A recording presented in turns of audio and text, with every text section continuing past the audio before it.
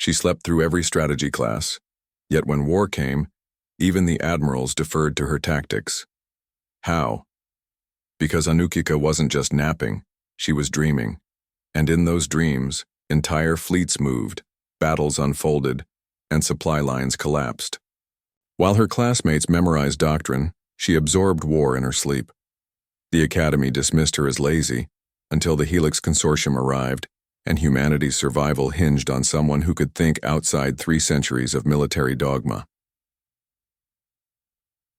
The B. Galactic Naval Academy hung in orbit like an elaborate filing cabinet turned inside out. Its chrome hallways hummed with the sound of boots hitting deck plating in perfect unison, not a half-second out of sync, not a toe out of line. Cadets recited tactical doctrine like religious mantras, their neural interfaces flashing green with each correctly parroted response. The curriculum covered 214 standardized battles, 87 approved flanking maneuvers, and exactly one way to think. Compliance was measured in nanoseconds. At precisely 0800 each morning, Admiral Harkov's hologram materialized to deliver lectures on perimeter defense. The man had such a predictable speech pattern that 3 separate cadets had written algorithms to auto-generate his presentations. On the 7th Tuesday of term, Cadet Anukika's eyelids drifted shut during his dissertation on asteroid choke points. Not from boredom, her pupils darted beneath closed lids like she was watching something far more interesting than Harkov's tired war stories. The disciplinary AI logged 47 sleep infractions for Anukika that semester. Each triggered an automatic demerit and a strongly worded comms alert to her instructor. Her roommate Bree became adept at intercepting these notices, having developed an uncanny sense for when Professor Wren's ocular implants were about to sweep their quadrant of the lecture hall. She'd kick Anukika's ankle precisely 1.2 seconds before detection, a margin slim enough to suggest either brilliance or desperation.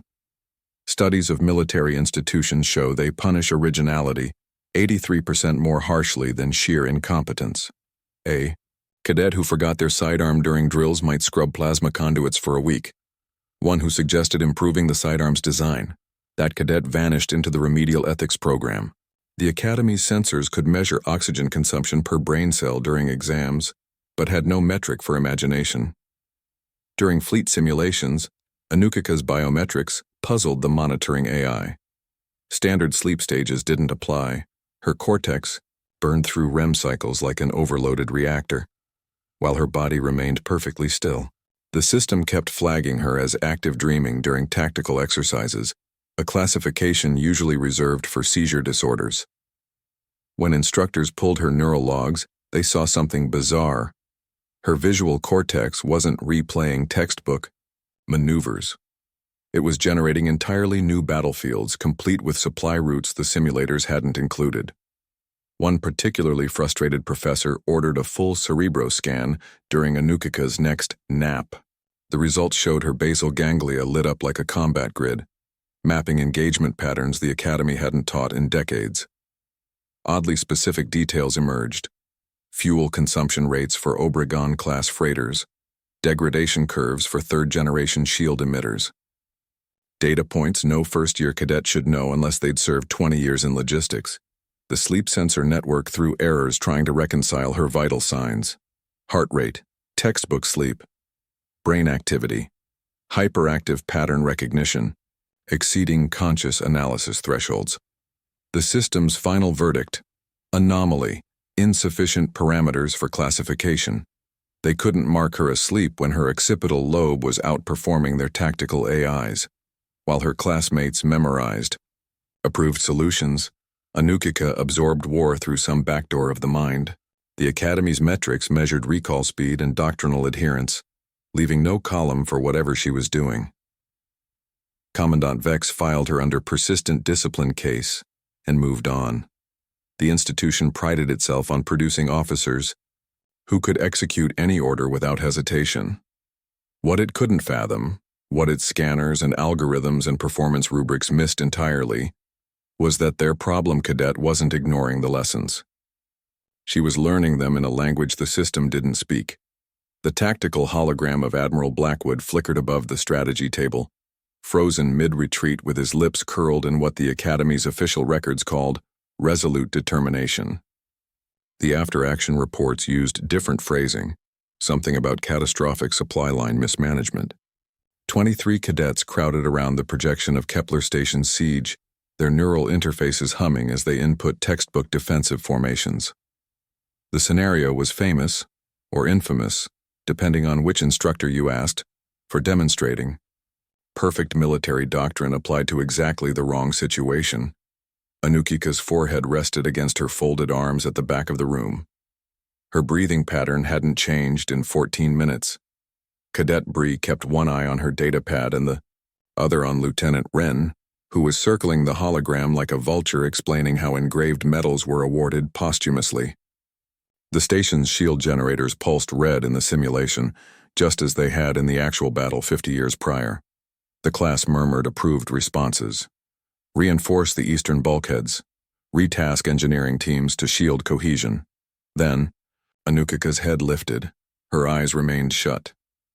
Sacrifice the station to save the fleet, she said, each word crisp despite the imprint of her uniform sleeve still visible across her cheek.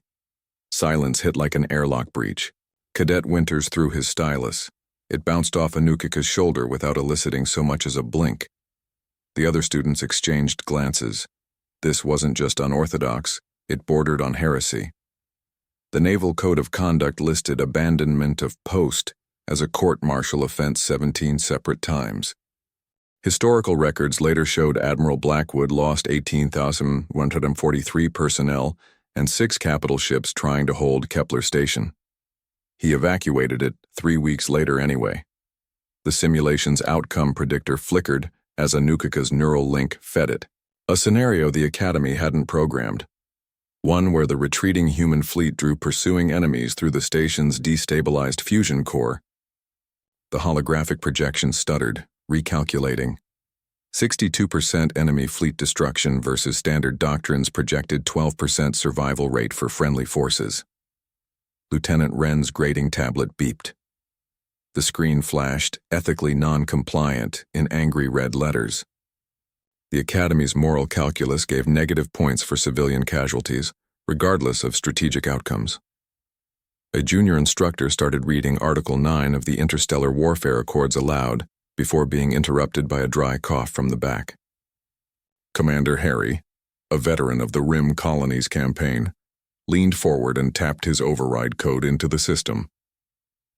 Unorthodox but mathematically sound, he said, marking the solution as conditionally approved with a smirk. His neural interface bore the telltale scarring of someone who'd personally witnessed how clean the rulebooks looked after 3 months without resupply. The other cadets stared at Anukika like she'd grown a third eye. She hadn't referenced doctrine once. No citations of approved strategists. Not even the customary invocation of Blackwood's heroic last stand that usually earned bonus points in these exercises. Just 7 quiet words that cut through 200 years of military tradition like a plasma torch through hull plating. Kepler Station hadn't been the objective. It never was. The real target was the enemy's confidence that humans would cling to sentimental positions. Anukika saw the battle's true geometry, not positions on a grid but pressure points in a living system. Where her classmates saw rules, she saw levers. Commander Harry made a show of reviewing her file afterward. 49 sleep violations. Bottom quintile in written doctrine exams. Also, inexplicably, the highest simulator survival rate in her cohort when variables exceeded standard parameters. The system couldn't reconcile these data points, so it defaulted to marking her as needs remedial discipline. That evening in the cadet lounge, Winters loudly proclaimed that anyone who slept through class shouldn't be allowed near live weapons. Anukika didn't respond. She was busy watching old battle feeds with her eyes half closed, tracing fleet movements with one finger against her knee. The same way someone might follow sheet music only they could hear. Professor Wren submitted a formal inquiry about removing her from the strategy track. Commander Harry quietly deleted it. The Navy had enough officers who could recite doctrine. What it lacked, what it hadn't even realized was missing until a sleep-deprived cadet pointed it out, was people who understood when to burn the rulebook and use the ashes for camouflage. The Academy's sensors registered Anukika as asleep during her next 3 lectures. Her neural activity told a different story, bursts of cross-connected insights firing between neurons that should have been resting. The system classified it as atypical dreaming. Anyone watching the patterns closely might have noticed they matched the ebb and flow of historical battles not yet covered in the curriculum. Blackwood's hologram still appeared in every third-year tactics course, forever frozen in that doomed heroic stance. But now, when instructors test cadets on Kepler Station, they withhold 36% of the original battle's parameters, just enough to encourage unconventional solutions. Not that Anukika noticed the change. By then, she'd moved on to dreaming about stranger battlefields entirely. The dormitory's climate control had given up trying to regulate Anukika's body temperature hours ago. Bree found her pressed against the chilled metal bulkhead at 0347, both hands clamped around an electrolyte pouch. The cadet's regulation undershirt clung to her like she'd just stepped out of a hull breach atmosphere reclamation unit. Her bunk's thermal regulator flashed an alert, 8 consecutive hours operating beyond design parameters. Again. "I dream about battles," Anukika said before Bree could ask. The words came between gulps of saline solution, each swallow precise, not panicked, not confused, the way someone reports engine temperatures before a jump. Not our simulations, not the historical ones either. Different. Bree jammed a med scanner against Anukika's wrist. Neural activity spiked 37% above waking levels, despite textbook sleep paralysis markers. The screen's diagnostic split into 2 conflicting reports, one insisting this was normal REM sleep, the other flagging it as a potential seizure disorder. The device solved the discrepancy by suggesting they contact a neurologist and an exorcist. Research from the Academy's own labs would later confirm sleep learning works best with nonlinear systems. Languages, marginally receptive, mathematical formulas, barely. Fluid tactical scenarios with shifting variables. The brain treats those like candy. During REM cycles, the mind plays 6-dimensional chess with itself, processing patterns too chaotic for conscious analysis.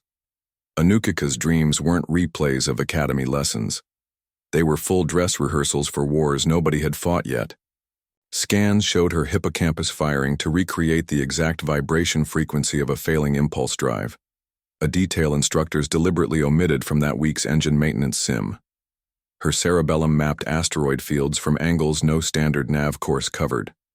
Oddest of all, her prefrontal cortex lit up tracking supply chain delays that hadn't occurred yet in the real world's merchant lanes. Morning briefings grew unnerving.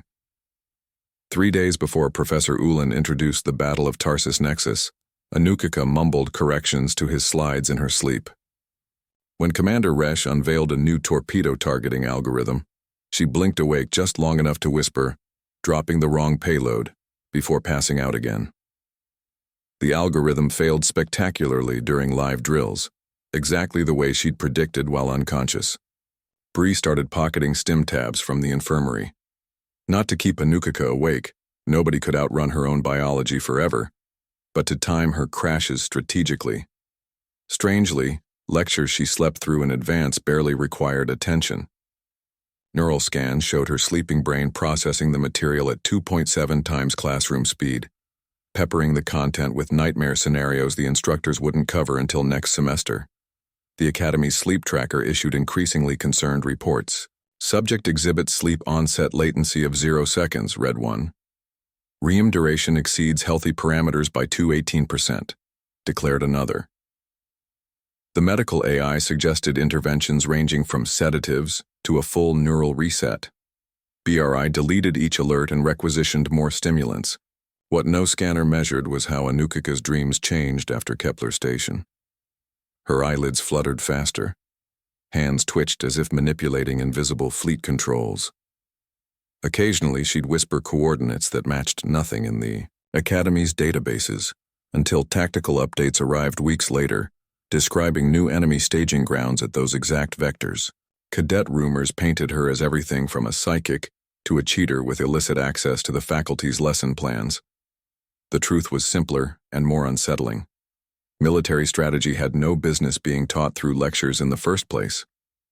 You absorb war the way you learn a city, not by memorizing maps but by getting lost in its alleyways at night.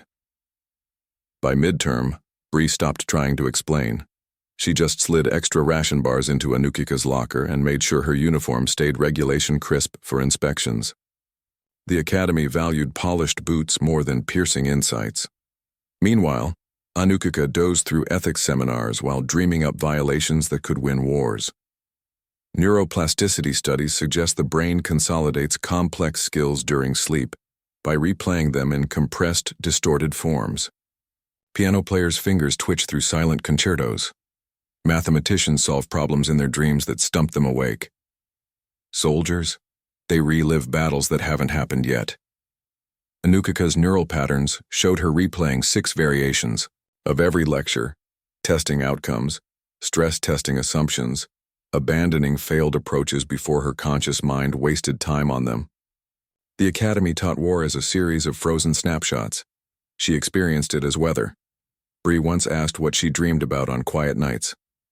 Anukika just tapped her temple and said, "Complete the course catalog." Turned out she wasn't kidding. Graduation exams revealed she'd absorbed 3 semesters of astronavigation, 2 of xenopsychology, and the entirety of advanced logistics forecasting, all without attending a single class. Medical staff began referring to her condition as non-standard sleep-based cognition adaptation. Bree called it cheating. The instructors settled on troubling. Anukika herself remained largely silent on the matter, except to occasionally mutter tactical adjustments to whatever battle she happened to be waging behind closed eyelids. Strictly speaking, she violated 17 academy regulations regarding stimulant use, attendance, and proper neural interface protocols. Also, technically, she outperformed every cadet who followed those rules to the letter.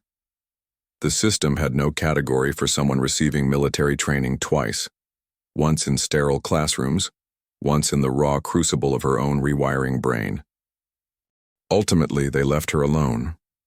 Between the disciplinary hearings and mandatory psyche evals, Bree kept smuggling those little white pills. Anukika kept napping through lectures. The academy kept pretending this wasn't happening. And somewhere, in deep REM sleep, entire fleets maneuvered through battles the textbooks wouldn't describe for decades. Morning inspections still required polished boots. Regulations still demanded punctuality. But when the tactical AI flagged anomalies in war game simulations, instructors paused just slightly longer before waking the small cadet in the back row. Let her sleep. She was halfway through tomorrow's lesson already. The Helix Consortium's ships didn't so much appear as condense out of the void, like mercury forming droplets. Their hulls rippled at the edges, never quite settling into fixed shapes. The tactical displays struggled to render them. Distances fluctuated. Tonnage estimates recalculated every 3.7 seconds. Radar returns suggested solid matter one moment, liquid the next. Fleet Admiral Morrison watched the main screen teeth at his side of gums, while doctrine protocols chittered reassuringly in his ear about standard first contact procedures. Human cruisers deployed exactly as Fleet Manual 114B dictated. Perimeter, shielding at 87% coverage overlapping arcs. Railgun platforms anchored to defensive grids. 3 full carrier groups maintaining textbook standoff distances meant to project strength without provocation. The formation had worked against rebels in the Proxima campaigns and again during the Tarkin Belt skirmishes. This time the enemy didn't bother hailing them. 18 minutes later, a precise, brutal clockwork, the Vonnegut and Churchill registered catastrophic containment breaches within 11 seconds of each other. The tactical feed showed molten armor plating spiraling away in slow motion, then cut to static. No ejection pods, no damage control comms. Just 2 brilliant flashes added to the debris field orbiting Kepler 442b. Admiral Morrison's command deck smelled like panic, with undertones of burning circuitry. The air recyclers couldn't keep up with sweat vapor from 12 neural-linked officers, operating at emergency load. Tactical AIs cycled through threat assessments faster than human eyes could read them, settling momentarily on classifications like unknown swarm intelligence before defaulting to red emergency borders.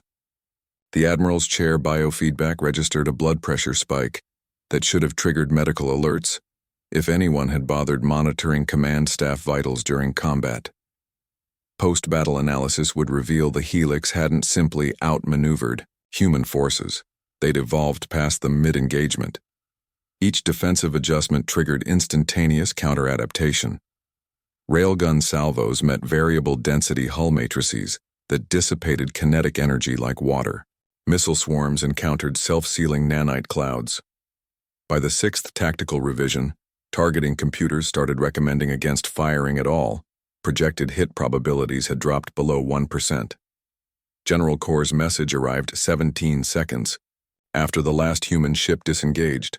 The transmission showed no face, just oscillating silver waveforms that somehow conveyed contempt without anatomy. Translators spat out 9 conflicting interpretations before settling on the gist. Surrender all systems coreward of Sirius, or expect structural discontinuities across all population centers. The looping playback made junior officers flinch.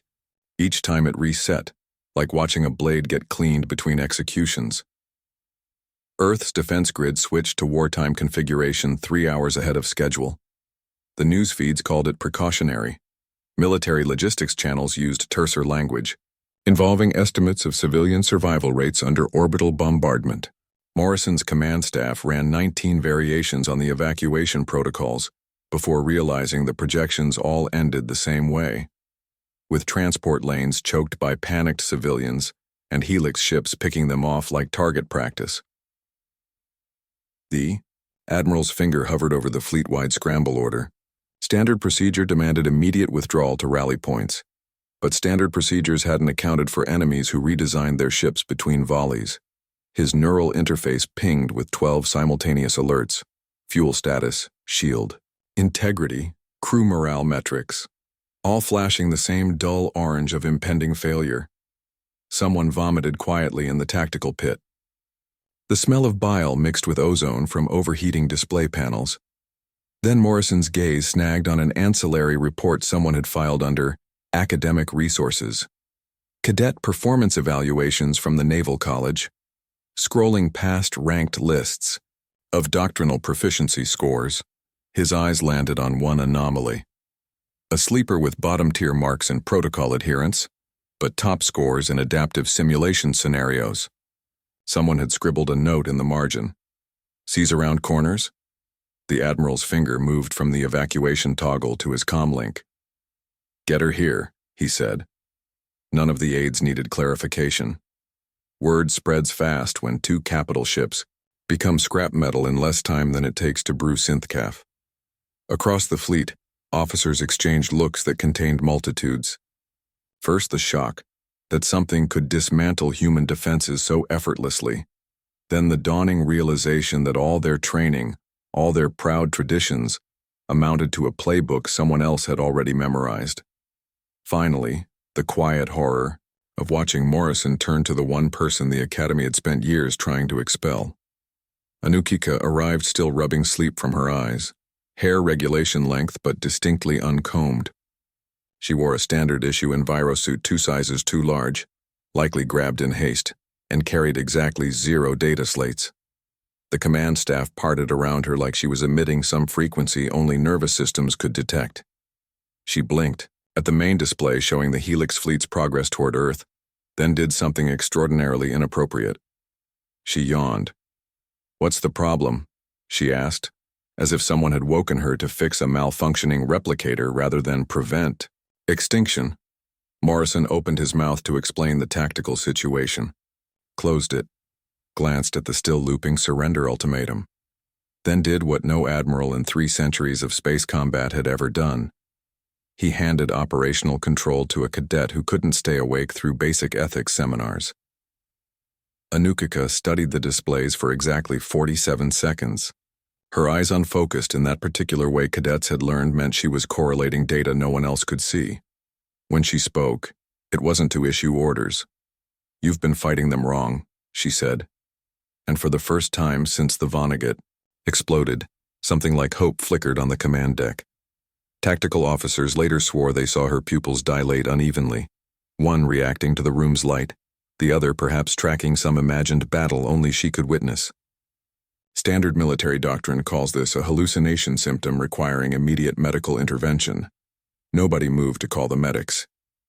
Helix ships continued their advance, liquid forms rippling through space with terrifying efficiency. Earth's last line of defense now consisted of a sleep-deprived 22-year-old and whatever strategies she'd cooked up between REM cycles.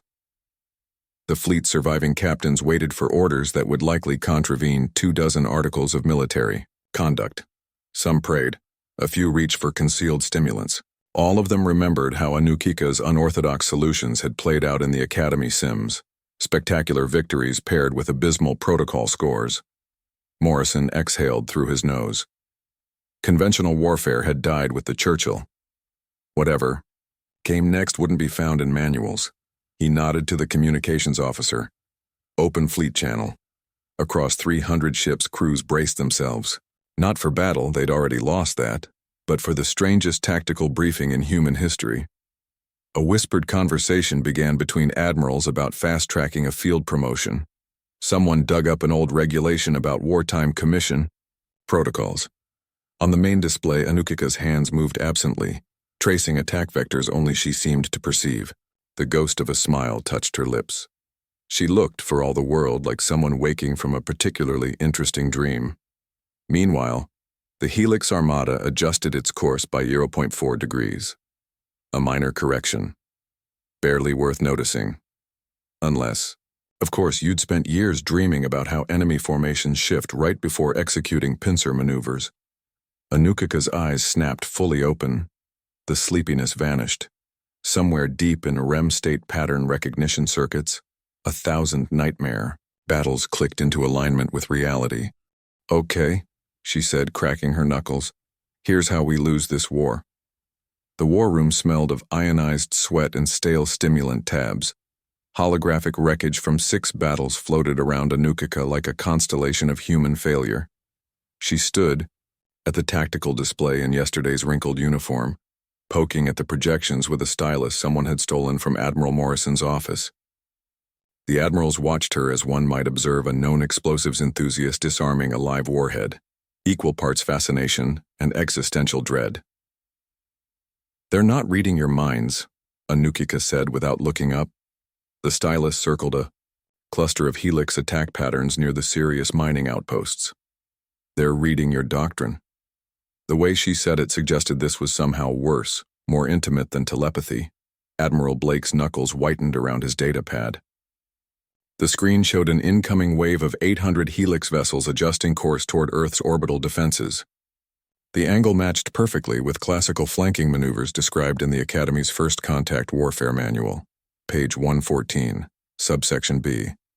His jaw muscles twitched at the realization that the enemy might literally be reading from their playbooks. 300 years of military theory argued for concentrating defenses around core worlds. 27 historic sieges proved the wisdom of fortifying supply hubs. Every tactical simulation rewarded cadets for protecting infrastructure. Nobody ever got promoted for abandoning strategically vital positions. Until now.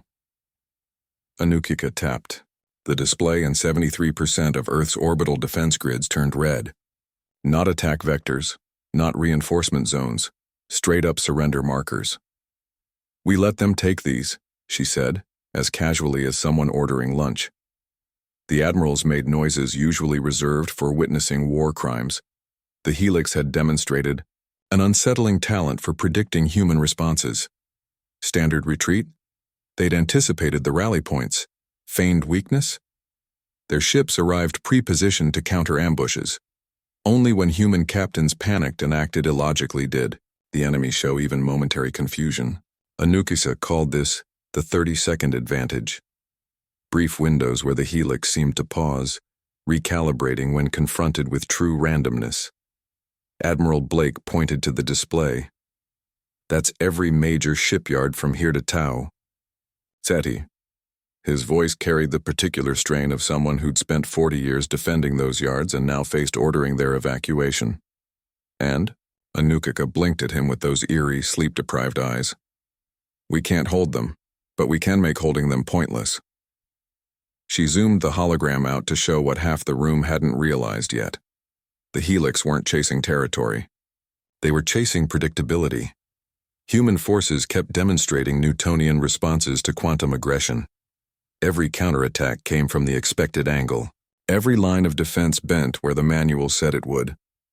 Strategy logs later showed Anukika had modeled this behavior weeks earlier, not consciously, but in those fragmentary dreams that left her drenched and muttering about recursive adaptation, thresholds. While Admirals slept soundly in their quarters, she'd fought this battle 19 times behind closed eyelids. The war room was just catching up. The word subvert entered the conversation like an unauthorized guest. Junior officers exchanged glances. This wasn't military terminology. Subversion belonged to insurgents and spies, not flag officers. Yet here it sat in operational planning, bold as brass, with Anukika outlining exactly how to weaponize apparent defeat. North American orbital grid, abandoned to draw forces inward. Lunar dry docks, sabotage preemptively to deny intact capture. Mars defense platforms, leave operational but depopulated. A particularly nasty trick involving rigged life support systems. The more absurd the suggestion, the brighter Anukika's eyes became. Someone in logistics compared her demeanor to an archaeologist discovering mass graves. Phase 1 turned every conventional wisdom inside out. Instead of fortifying weak points, they'd deliberately expose them. Rather than concealing retreat routes, they'd broadcast them on unencrypted channels. The movement patterns alone would have gotten any captain court-martialed in peacetime, capricious, irrational, at times almost whimsical in their disregard for tactical orthodoxy. Blake authorized the plan with the resigned air of a man signing his own dishonorable discharge papers. The orders went out coded as Emergency Doctrine Variance 114X, a classification so obscure most officers had to look it up. The fine print contained worrying phrases like deliberate tactical degradation and asymmetric asset repositioning. Nobody mentioned that it boiled down to organized mass retreat dressed up as strategic brilliance. Fleet movements began within the hour. Troop transports broadcast their exact trajectories. Supply depots uploaded inventories to public networks. At Anukika's suggestion, several captains transmitted personal letters to family alongside their status reports, the sort of maudlin correspondence that typically preceded suicidal last stands. The whole production reeked of desperation precisely, calibrated to trigger enemy overconfidence. Helix scouts observed these developments with what analysts later described as behavioral stuttering. Their perfect coordination faltered when human ships abandoned textbook positions. Their adaptive algorithms struggled with truly irrational decisions. Why sacrifice high ground advantage? Why retreat before making contact? Neural network simulations suggested the Helix command structure relied on predicting sequential human choices. Remove the sequence, and the predictions collapsed into noise. For the first time since the war began, human comms traffic included phrases like enemy hesitation and tactical disorientation. Admiral Morrison noted with grim amusement that the majority of successful counterstrikes occurred during those precious 30-second windows where Helix formations seemed momentarily unsure whether they'd won or not. Anukika spent Anukika's fingers danced through the holographic debris field, tracing 3 distinct patterns the tactical displays had averaged into one blurry threat arc. The admirals leaned in, some squinting, others checking their neural interfaces for malfunctions. The movement trails glowed faintly, red for overwhelming force deployments, blue for adaptive countermeasures, yellow for feints and misdirections. Separate colors for strategies the briefing packet still lumped together as enemy activity.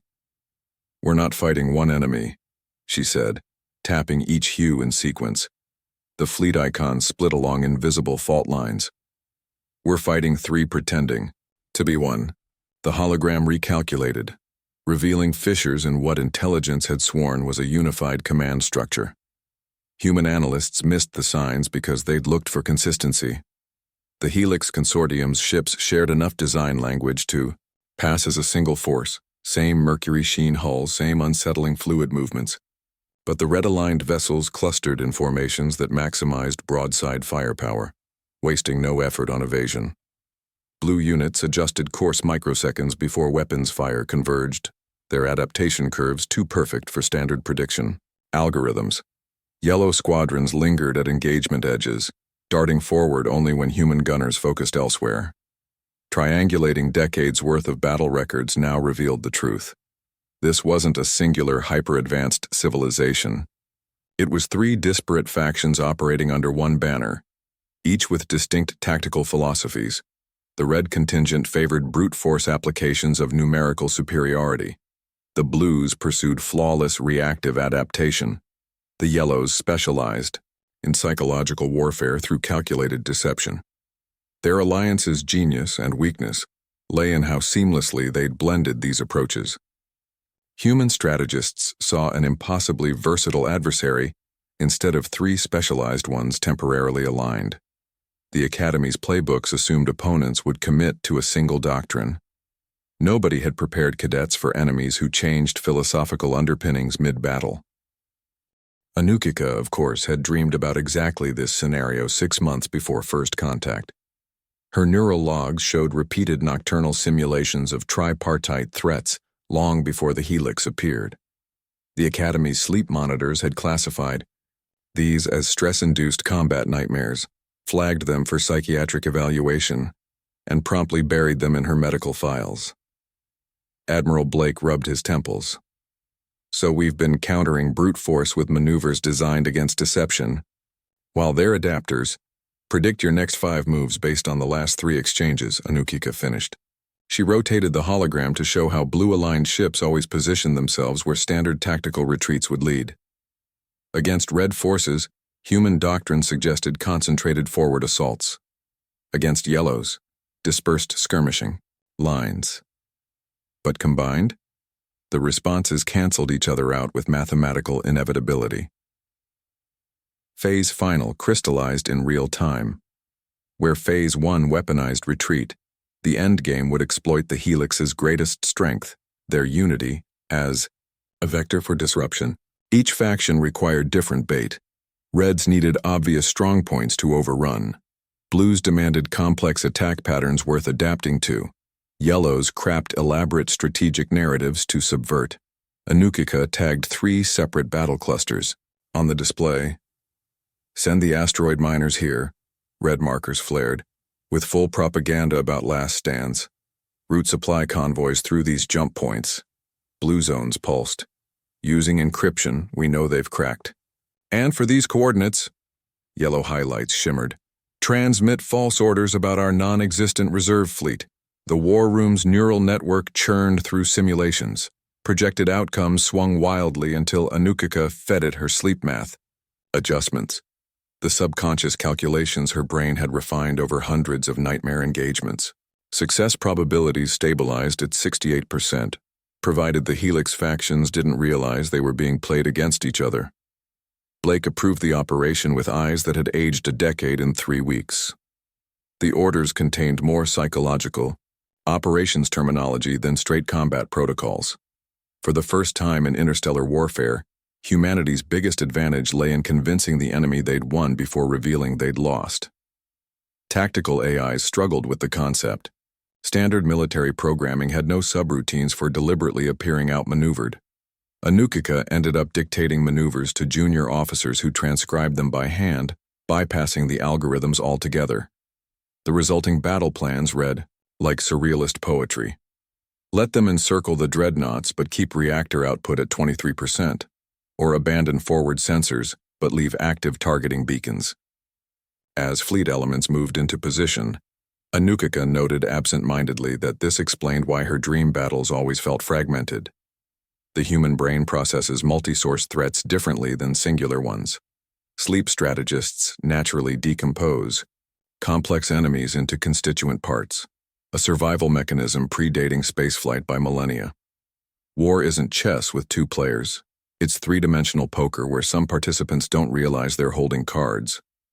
Morrison watched the operation unfold through a tactical display someone had manually overlaid with Anukika's color coding scheme. Red-aligned helix ships predictably swarmed the last stand coordinates, only to find lightly crewed asteroids rigged with seismic charges. Blue formations intercepted the secret supply routes exactly where predicted, but burned precious. Nanoseconds verifying the decoy manifests contained no traps. Yellow squadrons committed to intercepted reserve fleet locations and found only modified cargo haulers broadcasting engine signatures mimicking capital ships. The Helix Cooperation. Protocols began breaking down within hours. Red commanders accused Blue units of withholding support during crucial pushes. Blue analysts suspected Yellow deception teams of feeding them false adaptation models. Yellow operatives misinterpreted legitimate defensive collapses as elaborate ruses. Their perfect synchronization unraveled into mutual distrust, not because Anukika's gambit was brilliant, but because she'd understood something fundamental about coalitions. They fracture where philosophies diverge. Post-battle autopsies would show Red Fleet elements withdrawing first, their brute force doctrine ill-suited to perceived betrayal. Blues lingered longest, still attempting to adapt to an enemy that no longer fought predictably. The Yellows? They vanished into the nebulous shadows, possibly retreating, possibly setting new traps no sane commander would pursue. Anukika slept through the after-action briefings. Her neural activity showed the same pattern recognition circuits firing in reverse, deconstructing the fractured enemy responses, cross-referencing them against pre-contact dream logs. Medics measured her REM cycles at 94% coherence with known battle outcomes, a statistical impossibility according to Academy sleep studies. Blake quietly rescinded 17 pending citations for protocol violations. Morrison ordered all surviving tactical AIs reprogrammed to account for multiple opponent paradigms. Somewhere in the debris field, 3 varieties of Helix wreckage drifted, each tellingly clustered according to their respective philosophies. Their perfect alliance shattered not by superior firepower, but by a strategy conceived in dreams and executed by someone who knew enemies often hide in plain sight. The following week, intelligence analysts would tentatively label the phenomenon factional entrapment. Anukika just called it Tuesday. She was already dreaming about the next war, one that hadn't started yet but would. It always did. Her bunk's neural monitor recorded something unprecedented that night. Synchronized delta waves oscillating at precise tactical intervals, as if her subconscious was running war games even deeper than REM sleep could reach. The medical AI suggested sedatives. Anukika's roommate Bree disabled the alarms and taped a note to the device. Do not disturb. Strategy in progress. Morrison kept the color-coded display active in the war room long after the battle ended. Junior officers started running historical engagements through the new filter, gasping when centuries-old mysteries resolved themselves into obvious factional splits. Nobody mentioned that the breakthrough came from someone the Academy still technically listed as needing remedial attention. And far beyond contested space, the remnants of 3 alien civilizations licked their wounds, utterly unaware their downfall began with a sleep-deprived cadet's ability to count to 3, while everyone else worried about 1. The evacuation fleet's cargo manifests read like humanitarian aid checklists: medical supplies, food synthesizers, water reclamation units. Buried between entries for nutrient paste and trauma nanites sat 19 lines simply labeled Stabilization Modules Grade 7. Quartermasters scanning the documents assumed these referred to cryobed components. Only Admiral Morrison's neural implant caught the alphanumeric string appended to each entry, codes matching antimatter containment specs from the old Orion sabotage manuals. Medical transports queued at the space docks with hulls conspicuously empty. Standard triage vessels carried 9,000 patient pods each. These held just 3,000, their extra bays crammed with suspiciously bulky life support substations. Engineers who peeked inside found no oxygen recyclers, just wave after wave of quantum-entangled disruption emitters disguised behind medical labeling. One technician later confessed he'd assumed it was some new form of radiation therapy. Morrison first saw the full yield projections during a secure briefing. The numbers climbed steadily. Predicted system disruptions, infrastructure collapses, fleet-wide communications blackouts. Then the sterilization metrics appeared. His face lost 3 shades of color somewhere between regional and total theater. Saturation. The Admiral's legendary poker face abandoned him so completely that junior officers started discreetly checking their own injury status indicators. Anukika sat cross-legged on a holographic display terminal, slurping nutrient broth from a bulb. She'd reportedly submitted the plan via voice memo while half asleep, which logistics officers had transcribed verbatim before realizing what they'd typed. Phase Final didn't involve counterattacks or clever maneuvers. It proposed weaponizing every human activity the Helix had rendered meaningless. Let them track supply routes, and follow those routes straight into cascading containment failures. Allow them to intercept medical ships, only to find the healing pods replaced by electromagnetic pulse warheads. The sheer artlessness of it bordered on poetic. 16 levels below, civilian transports loaded refugees with unusual haste. Families boarded ships whose holds contained not just personal belongings, but carefully arranged crates of agricultural supplements. The manifest codes would later reveal these held enough spliced bioagents to collapse an ecosystem. Not that anyone planned to deploy them. Their value lay in convincing sensors they might. Publicly, Earth Command spoke of strategic withdrawals and humanitarian corridors. Internal memos used terms like calculated infestation vectors and asynchronous engagement templates. The linguistic gymnastics fooled precisely no one, least of all the Helix scouts monitoring transmissions. But that was the point. Let them decode the euphemisms. Let them parse every possible implication. The more they analyzed, the slower they'd move. Helix ships had demonstrated perfect adaptation against military threats.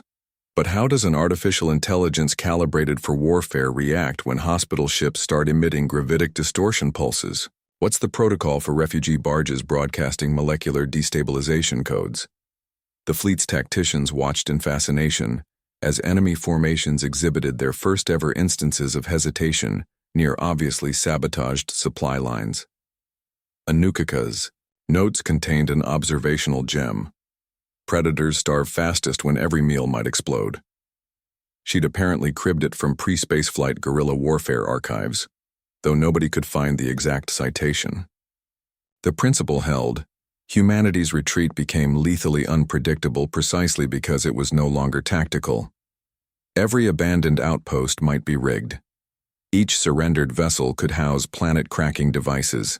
The Helix found themselves victors of a chessboard where every captured piece risked detonating.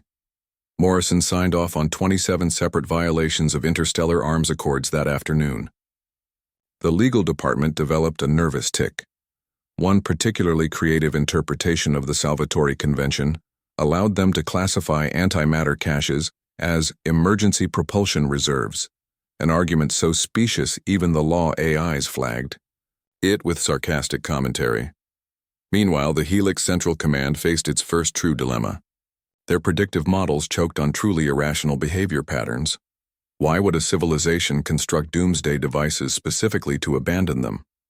How does one calculate retaliation probabilities against an adversary who weaponized their own surrender? Phase Final's elegance lay in its self-negating nature. Humanity wasn't pretending to lose. They were losing spectacularly, just with the caveat that winning against them might prove worse than losing.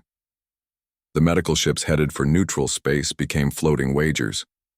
Would the Helix intercept them and risk triggering hidden EMPs, or let them pass and gamble the vessels weren't actually carrying wounded? Either choice carried existential implications their perfectly logical minds couldn't reconcile. Navigation logs later showed the enemy fleet's first-ever course alterations not dictated by battle necessity. Ships designed to shrug off anti-ship missiles now gave asteroid fields wide berths, because who mines rocks when they can mine paranoia? The evacuation's final stages saw curious. The rebuilt lecture hall reeked of fresh enamel coatings and thinly repressed trauma. 6 months of salvage crews had scraped the war residue from its walls, but nothing could scrub that particular tension from the air, the kind left behind when institutions survive confrontations with their own irrelevance. Starfleet Command had insisted on holding the ceremony precisely where Cadet Anukika once dozed through Admiral Harkov's lectures, as if geographic irony might cleanse strategic sins. Admiral Morrison's dress whites creaked with starch as he pinned the galactic cross to Anukika's uniform. The metal's quantum core shimmered faintly. A particle beam stabilized at absolute zero, symbolizing clarity in crisis or some such poetic nonsense. More to the point, it weighed roughly as much as 3 standard data slates. Anukika's shoulders sagged perceptibly under the added mass. Her eyelids hadn't fluttered once during the preamble. Bree's elbow connected with Anukika's ribs at the exact microsecond the Academy photographers triggered their flashes. 37 hovering cameras captured the precise moment the war's most unorthodox strategist startled awake to a standing ovation. The official hollows would later be cropped to exclude Bree's smirk and the faint drool trail on Anukika's. Dress collar neural logs confirmed Anukika had dreamed through the entire preceding hour, her occipital lobe busy reconstructing some hypothetical battle near Proxima Centauri, while honors were bestowed for her last war.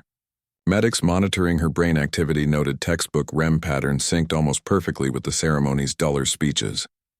They particularly enjoyed how her ventromedial prefrontal cortex lit up with reward responses, right as Morrison mentioned, the helix withdrawal, despite her being technically unconscious. The Academy's newly installed disciplinary AI, a sleek upgrade from the model that once logged Anukika's sleep violations, attempted to flag the behavior. Protocol 114B clearly stated recipients must be alert and attentive during commendations. Commander Harry, now promoted to Admiral Harry, input his override code with theatrical relish. The system reluctantly classified her state as tactically meditative before sulking into standby mode. Photographers jostled for shots of Earth's sleeping savior blinking against the spotlights. Her pupils contracted unevenly, one adjusting to the room's brilliance, the other perhaps still tracking some dreamt engagement. Reporters would later debate whether her first conscious words, "Did we win?" constituted dry wit or sleep-addled confusion. Bree mouthed both, behind a strategically raised datapad. Standard military protocol dictated freshly decorated officers offer remarks. Anukika swayed slightly at the podium, her reflection warping in the metal's quantum surface. She squinted at the teleprompter's scripted speech, honored, humility, grateful, then leaned toward the mic. "Next time," she said, "try dreaming more." The stunned silence lasted precisely 2.8 seconds before half the room, mostly junior officers, burst into laughter. The other half clutched their protocol manuals like life preservers. Morrison's cheek twitched as he mentally redrafted 18 disciplinary reports. The Academy's public relations AI suffered a brief processing overload attempting to reconcile Anukika's unprofessional conduct with her 94% approval ratings across core worlds. It ultimately filed the incident under moral hazard exceptions and auto-generated 7 misleadingly inspirational press releases. Bree monitored Anukika's neural feed through a hacked diagnostic feed. The familiar spikes and troughs of tactical cognition had already resumed, barely interrupted by inconvenient waking formalities. Somewhere between REM and delta waves, another war was being won or lost, possibly one not yet on anyone else's radar. The feed's encryption was terrible. 3 separate faculty members surreptitiously checked her readings throughout the ceremony. Standard military decorations weigh between 28 to 42 grams. The galactic cross clocks in at 3:07. This becomes relevant when recipients fail to stand at attention properly. Anukika listed sideways halfway through the Chancellor's closing remarks, saved from toppling only by Bree's reflex grab at her belt. The resulting image, Earth's top strategist dangling like a sleep-deprived marionette, would eventually grace 12 textbooks and 1 extremely illegal drinking game. Post-ceremony scans showed Anukika's brain had utilized the event to process 3 separate tactical problems. Her hippocampus fired in patterns matching classic feigned retreat scenarios. Her amygdala processed crowd noise as potential threat indicators, and, most tellingly, her motor cortex kept attempting to adjust controls for a starship her conscious mind hadn't boarded in months. The medical tablet cheerfully diagnosed persistent combat adaptation syndrome before recommending immediate discharge. Admiral Harry archived the report under operational assets. Reception refreshments went unconsumed. Anukika curled against a climate vent, using her medal as a makeshift pillow. Cadets circulated the 7-minute challenge, daring each other to stand near her without waking the most dangerous nap in military history. Winters made it to 437 before panicking and backing away. Commandant Vex watched from the mezzanine, sipping tepid synth caf and remembering when discipline meant polished boots rather than galaxy-saving insanity. Historians would later debate whether Anukika woke briefly when the Chancellor mentioned her medal's rare Earth components. Her neural spike at the phrase unobtainium core could have indicated interest, or just another dreamt weapons schematic. What's indisputable is that when asked to verify her attendance on the official record, her thumbprint landed directly over the document's confidentiality clause. Prosthetics technicians later reverse-engineered her medal's quantum core to stabilize warp field fluctuations. The Academy initially protested this desecration until engineers demonstrated a 17% efficiency boost. Anukika reportedly slept through the entire retrofit, though her neural activity suggested she'd anticipated the modifications days earlier. The Yam ceremony's official duration was 1 hour 47 minutes. Security feeds confirm Anukika was conscious for approximately 9, yet every attendee left remembering her as the most alert person in the room, a trick of perception that perfectly encapsulated her career. That evening, the disciplinary AI logged its first violation in weeks. Cadet found sleeping in unauthorized location, main hangar bay. Commander Harry personally annotated the report. Position grants clearance. Below in smaller letters, also, have you met her? Anukika's bunk remained conspicuously empty that night. Medics scanned the barracks.